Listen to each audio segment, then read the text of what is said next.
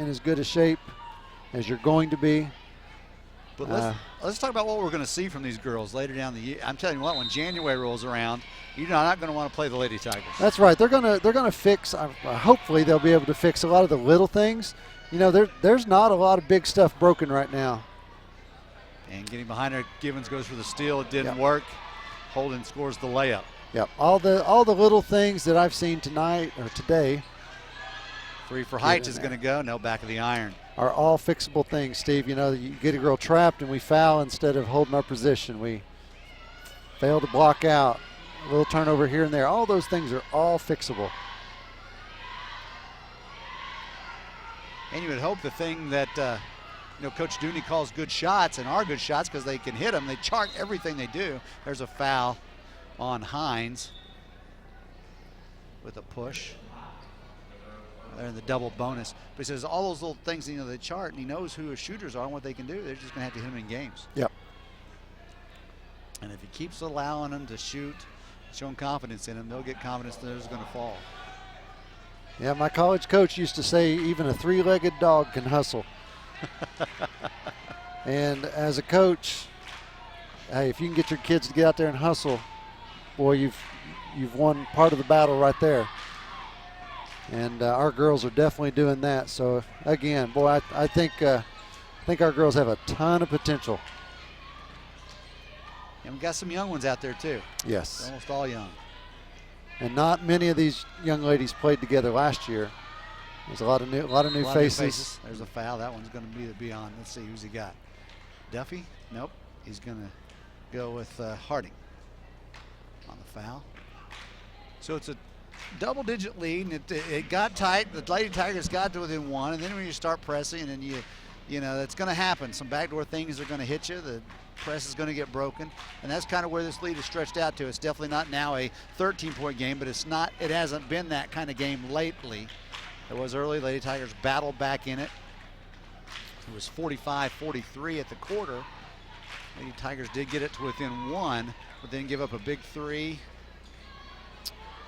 And from there on, it's been the Huskies, and that's a bump and a foul. We're going to go to the line.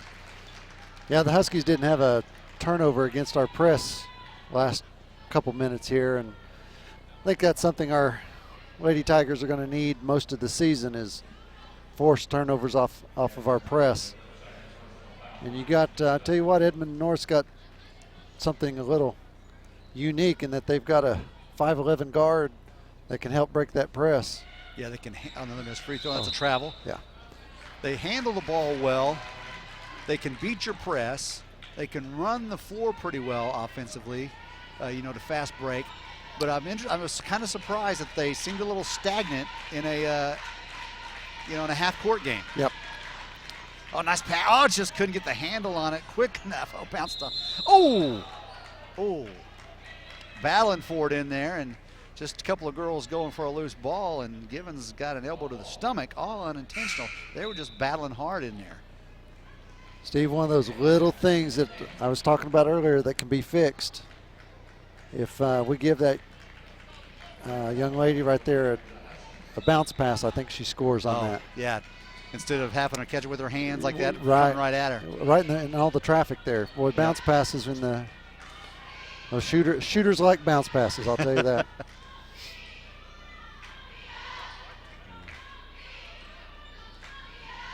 I like shooters. That's why I wish I would have had you on my team more often than not.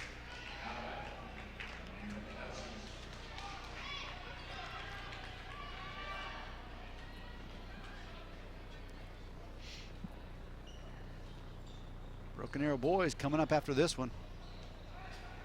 And we'll be right here with you, bringing you the action. It'll be about 15 minutes when this one ends that we'll have the Broken Arrow boys basketball. There's going to be a foul right there.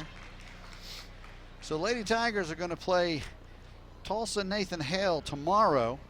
Again, depending on how things are moved around based on the weather. Again, because we mentioned earlier at the top that the teams on the west side will be coming over here. That game right now is scheduled for 11:30, but I do not think it'll be played there.